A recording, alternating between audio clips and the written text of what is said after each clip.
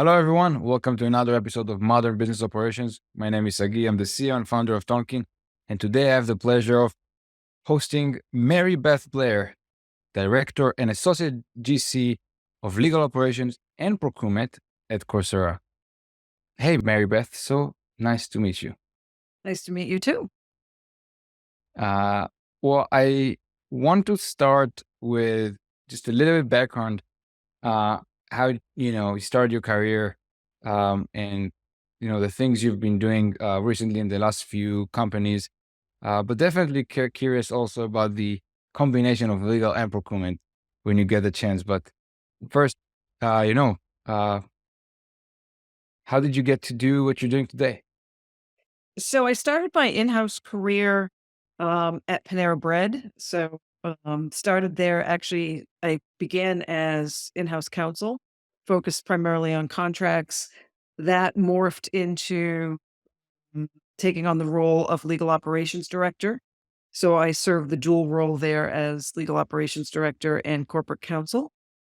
Um, then moved on to United Natural Foods and was solely their director of legal operations. So I set up the function there. They did not have the function at the time, set that up.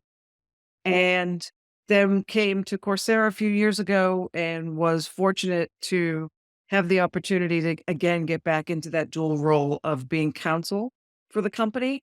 Um, and the legal operations director, so setting up the function at Coursera as well. So it's an interesting mix because, again, you do the legal operations. And when you think about procurement, what procurement really is for us is I manage the team of attorneys that handle the procurement contracts for Coursera. It's uh, it's actually interesting, and would love to double click on this for a second because I haven't seen has many situations, and I had the pleasure of interviewing and talking to many folks in legal, in procurement, in IT, and in different departments. And many times, or most of the times, the the crossover is either happened fully or never happened. The crossover between, in your case, being inside counsel and move to operations. But keeping both jobs, I think is pretty rare. Is that true? Am I seeing it correctly? And, I go to some conferences and I do run into people who I call it wearing both hats. Um, I think for me, the way it happened was when I got into legal ops, people were still trying to figure out what legal ops was. And I think my GC at the time saw the future and said, I really want to start focusing on this, but also had a budgetary constraint. And so he thought, Mary Beth probably has the skill set to do the operation side. So let me see if uh, we can do both roles. And and that's how I got into it. And then having the opportunity to just focus solely on it, which is great. And I think, depending on the maturity of your organization and depending on the needs of your organization and the size, it's great to have that sole legal operations director. But sometimes um, smart GCs know how to build teams that can stretch across and benefit the organization in multiple areas. So it's good. I love being a lawyer too, so I get to do both. Nice. Well, how does so you mentioned that when you started, it wasn't really defined, it wasn't really clear. Is it better, or is it still not fully defined and not fully clear? The story I always tell people is when my GC at the time approached me about did I want to take on the legal operations role, I had to sort of shake my head and say, "Yes, I'd like to think about it," and then go run and research a job description as to what that meant before I committed to it. Um, it's definitely, here we are 10 years in it's definitely changed. When I'm out meeting with other colleagues in the legal ops space, much more defined. People, back then, I think people saw it. Oftentimes, it was sort of ancillary to legal. It was maybe a glorified administrator type of role. Now, I think it's much more common to see it in organizations of all sizes too, not just big organizations. So you also build those for the ground up multiple times now. Yeah. Maybe let's talk about this for a second. So maybe first, actually, right, the spectrum of this is more of a ancillary to this is a core, function within it. Um, my assumption is you seeing it more as the core function. And from your experience, when you come in and you build this new function, where do you start? Yeah, I think, you have to take the approach of the expectation of legal operations now is that the legal department needs to run like a business, or you could phrase it, it needs to run like the rest of the business. Mm. Um, and so coming in, you have to sort of do an assessment of what's the foundations that's expected of you. Where is the department in relation to its financial acumen? Are they aware of what's required for a budget? Are they aware of forecasting and planning and accruals? Or is that just something that they rely heavily on their finance partners to do? Um, so I go through, it's kind of funny. The Corporate Legal Operations Consortium has the clock 12, and it's sort of the 12 foundations of legal operations. And I sort of go through those and say, okay, where is the department on each of those? Most like when you're building out the function, you might find that some of those are already there. They just don't call it that, right? So you sort of take the temperature on knowledge management and do you have a technology roadmap? So I go through that, but you also really need to come in and understand the priorities of the company, but also the priorities of your general counsel. Like, what does he or she want to accomplish, 12 months, 24, 36 months? And where is the department in relation to that? And how are you going to get them there? You also, one another thing I want to connect to, which um, is actually pretty much repeating itself as far as I can tell between different departments, whether it be legal, finance, and even IT, funny enough, where on one hand, you need to run like the rest of the business. I'm kind of repeating what you said, but I think there's a nuance there that is important. So you want to be running like the rest of the business. You want to align on the best practices of everyone else. You want to report the same way. You want to manage budgets the same way, and move together at the same speed. But at the same time, you want to run like a business yourself. And so with your own inspirations and as a department, your own inspirations, your own roadmap, and really push the envelope a little bit. And I think what I found inspiring is, and we've been doing this podcast for several years now. And even within those several years, you can see the shift in the appetite that department has that are not traditionally departments that sort of like leading change and innovation, whether again it's in technology or in methodology or way of running a business, to a point that they actually are in some cases, pushing the envelope and saying like, we actually want to do this thing better. And then the rest of the organization might say, oh, that is actually very cool. This is actually very useful. Can we copy this? Uh, do you feel that this is something that operation team needs to aspire to? Do you feel like this is something that is that resonating? Yeah, I think, it depends on the organization you're in. I'm fortunate that where I am now, I feel like we're a very innovative company.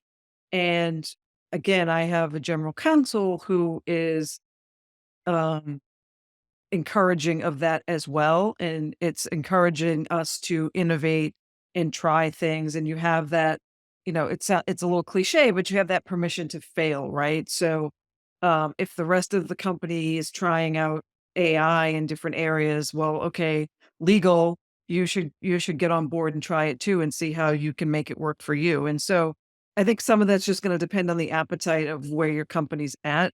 But I definitely think, you know, take the temperature of what everybody else is doing, and probably um, you'll find that there's opportunity for you to sort of change and grow along with the rest of the organization. And I think AI, you mentioned AI, but I think that's part of kind of like, it's a good example where it, might be greenfield, and and the question is who's making the first move. I think this is an area where finance and legal, I must say, just surprised me in their appetite to Mm. try it.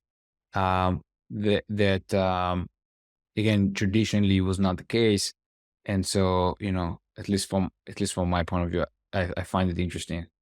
Yeah, and I think, it's funny because when you think about machine learned AI, that had a huge impact for legal a long time ago, right? Like if you think about e-billing and things like that, there was a case of AI made a difference, right? It has I I can remember what it was like before e-billing platforms, right? And I always say passing the paper down the hallway, and like forget the cost savings that we probably see from that technology, but just the time saving you see. So I think when generative AI first became the big, buzzwords in the last year and a half or so, there was this, "Ooh, yeah, oh, don't know about that."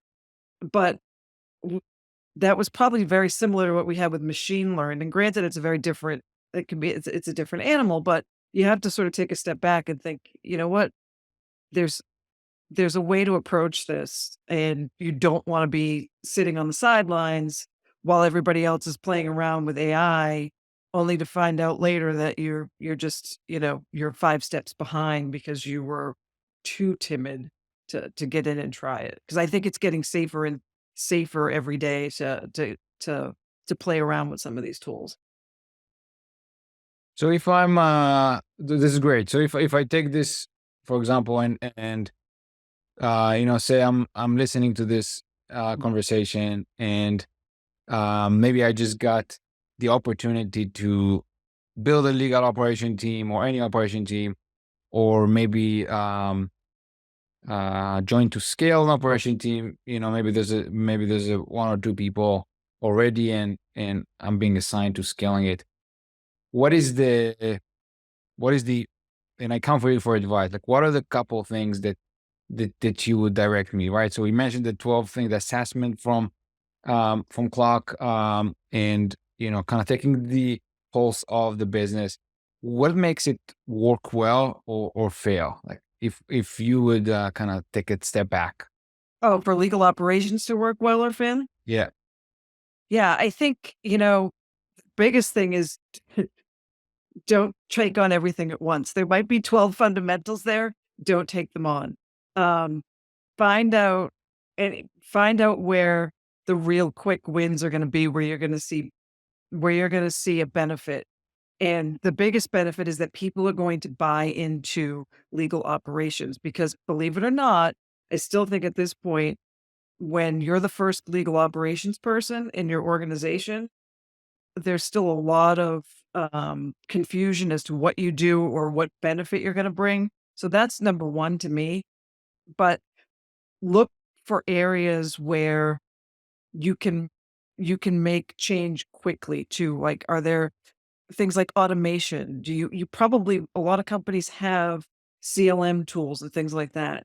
Can you make life easier for the business and for legal by leveraging your existing tech stack, like finding opportunities in there to process improve, to cut time, to automate, all those things. Like you don't, I feel like you just really need to build the foundations of a lot of things. It's been said over and over and over again, but it is so true.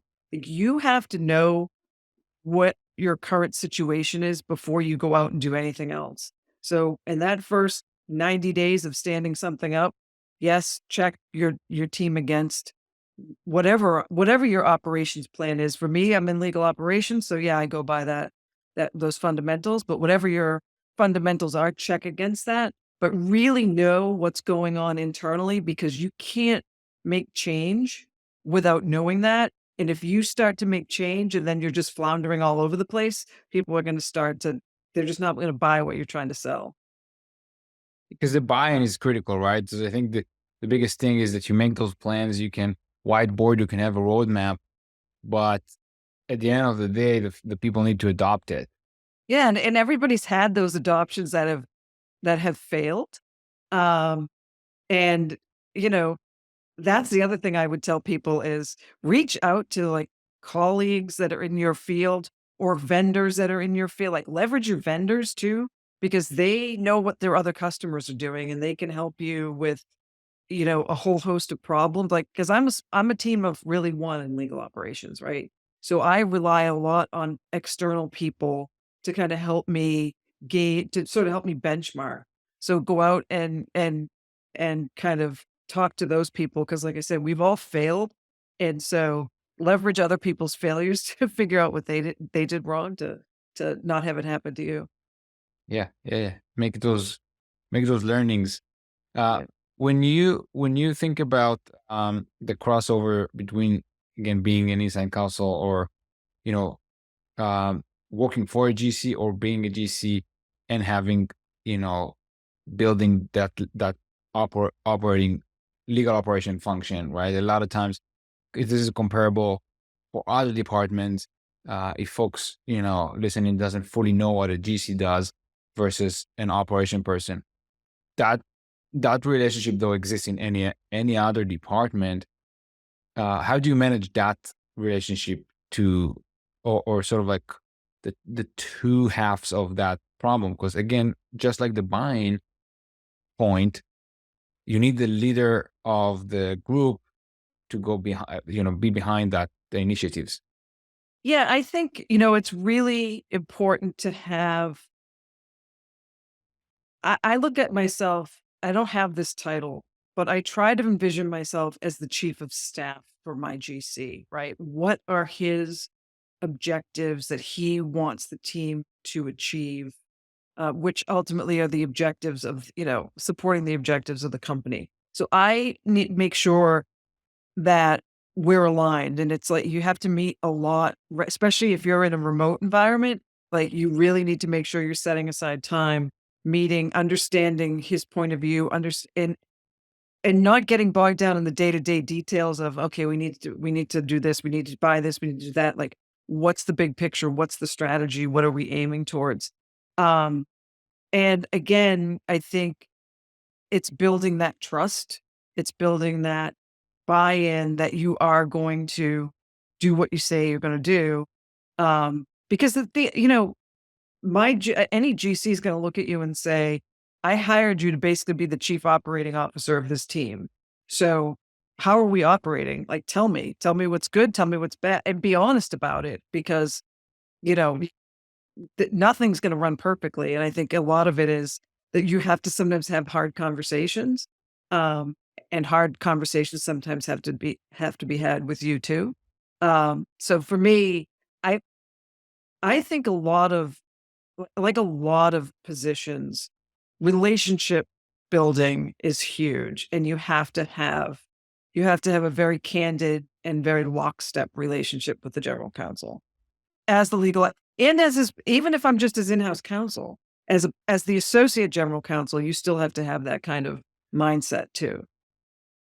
And I do actually want to double click on on that sentiment that, a lot of times people, I feel, especially when something that is new, not defined, they're the first one defining a role within that organization, or bringing, a role for that organization, has a tendency to, focus on what are the improvements, what are the sort of like the new positive things that can be done, without necessarily, like, causing any fires or any discomfort.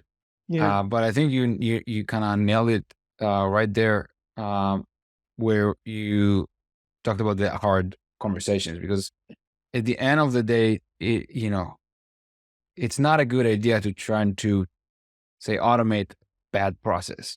It's not Right. a good idea to try and to wrap this functioning team or sometimes even individuals with a process to try and mitigate the fact that something doesn't work.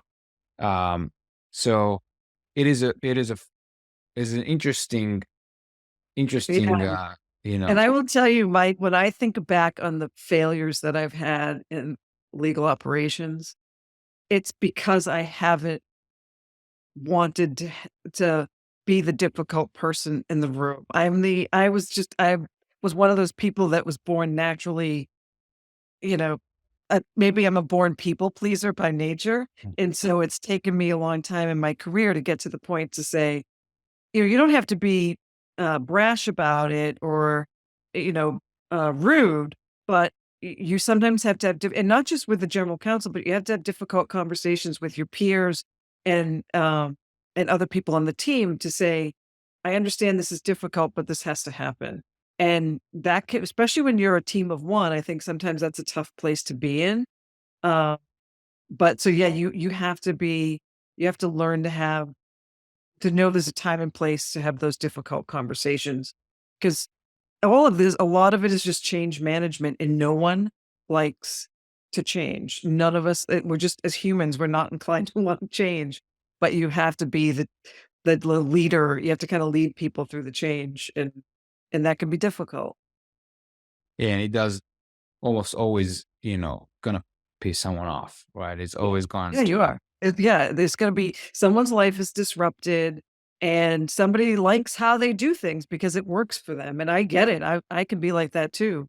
But as part of I think a huge part of being in operations in anything, whether it's legal or otherwise, is you're supposed to be optimizing things, right? I mean, isn't that all about operations isn't about just doing it repeatedly. You're always trying to fine tune it and make sure that you're better. And that means that something is going to change along the way. Yeah, yeah. And funny when we think about if we kind of circle back that point to the AI even the technology before that, um, I think something about leading the change is also educating people involved of that the progress that would come out of it and the improvement for them personally. So many people are essentially more, the known concept of we always done it that way. Okay. So now you change it, you know, there's a part of it that people also feel like you're taking something away from them that they don't know if they're gonna get back. And that can be, importance, feeling important, um, impact or feeling like you're making an impact. And all of a sudden you're taking that task away. And now you're asking me to fill it with something quote unquote more strategic. And people have fear around that. Right. Yeah, and I think that's what we hear a lot with AI now, especially in legal. It's we're going to free up time for lawyers to be more strategic. And yeah, it's like, what does that mean? Right? Yeah. Because I think we're all used to doing day to day, I redline the contract or whatever. Um, we have actually done strategy sessions for our legal leadership team. Like, this is what it means to be strategic. This is what it means to build a strategy and how to think strategically. We've actually, I've been in more than one organization where we've brought in a consultant to help with that because I don't know. I think people that reach the level of GC, yeah, they're probably pretty good at the strategic thinkers. But even as you get down into the AGC level, like, I still sometimes I struggle with that because I have so much blocking and tackling and day-to-day stuff to do that you don't. So, you have to almost add that component in to help lawyers become strategic thinkers, because I do think you're absolutely right. I think there's a gap there, a lot of times for, and again, I hate to generalize, and I am a lawyer, and I don't want to speak critically of us, but, there's certain things that we're really good at, and not every I think actually, taking a step back, I think strategy and being strategic is tough for a lot of people, even, seasoned business people. It can be Oh yeah. tough to it's like a muscle that you keep having to work. Yeah. Oh yeah. I was about to say actually, this is not a lawyer thing. Right. engineers and marketing people and salespeople. Uh, doesn't matter the function. I think you're right. I think the majority of people are used to and find comfort in doing the tactical work Yeah. because it is, you know, it's easier to understand and master. It is more in the known universe versus, strategic work is a lot of times in the unknown universe. You basically, you're trying to come up with a strategy. You're trying to come up with things. Um, and I think it's an interesting tension because I think history tells you that as time passes, that is the momentum of societies to move further and further away from tactical, Right. you Yeah. know, to Look more where we are strategic today, stuff. right? Yeah, Yeah. And there's you know, something feel good about tactical, right? It's that checking off the list of I accomplished this, this, this, and this. And to your point, strategy is a lot of unknown, and sometimes strategies fail. And oh so yeah, just sitting over here and you're like, Is this the right strategy? I think it's the right strategy. And how do I pivot when we need to pivot? And that is just another area of complexity. I think that it's a struggle for the mind knowing that I'm gonna set this 3-year strategy, but I might have to pivot after a year, and then I think a lot of people just struggle with that. absolutely. Not to get too up there, but it is interesting to look back to education systems and how how we look at um younger kids and next generation of what it is that you trained quote unquote, train them on Mm, or put them through, and it's not enough of that strategic stuff. And it's interesting to me where and obviously this is what I spend my days working on, but really sort of like it's fascinating to me the um the shift that comes from it, the potential that it brings, I think, to society as a whole and the individual specifically, but the struggle that comes with it and how much we need to kind of like unpack. And this is why a lot of times I'm very interested in, you know, start how do you start an operation team within an mm, existing department? Because in many ways that's what you're doing. You sort of like forcing you create a forcing function that is supposed to think strategically about how we do things, but then trying to like break down the tactical work that is currently being done and trying to retrofit it and fit it back to, a new strategy. So I think a lot of it's there, though. I think a lot of it's actually being done, and it's just kind of, you know it's kind of create you need to create that picture for people, right? What are we trying to achieve and give them that visual, and then kind of, you work in all your exercise, you do your SWOT analysis, you do all that stuff that maybe you haven't done. All the pieces are probably there. It's putting it together and, like I said, really helping people tune into what's that objective that you're going for. Because I think more of it's there than people realize is there. All those little tactical pieces are there, but even those need to be kind of fit into the right slots. yeah, absolutely. Uh, well, I think those are great points. Um, and I think you've seen several of those situations through a career. I always like to ask, is there any advice you received earlier in your career where you feel like this is worth paying forward and can help people like it helped you earlier? It's funny. The best career advice I ever received was from my dad, and my dad was not a lawyer. My dad was a self-employed electrician. Um, but when I was first getting in the law, I had like most young lawyers, I had my self-esteem issues.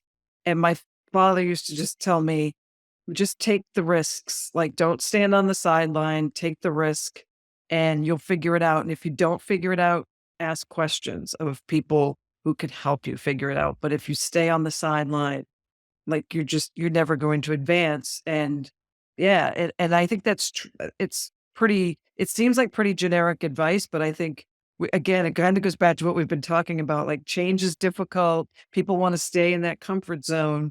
So get out of your comfort zone because you're just not gonna you might fail, sure, but you're not gonna know if you don't get out there. Absolutely. Well, Mary Beth, this was a pleasure, and I think a lot of very, very practical thoughts and tips. So I really appreciate that, and thank you for joining me today. Well, thanks for having me. It was a great conversation. Thank you so much.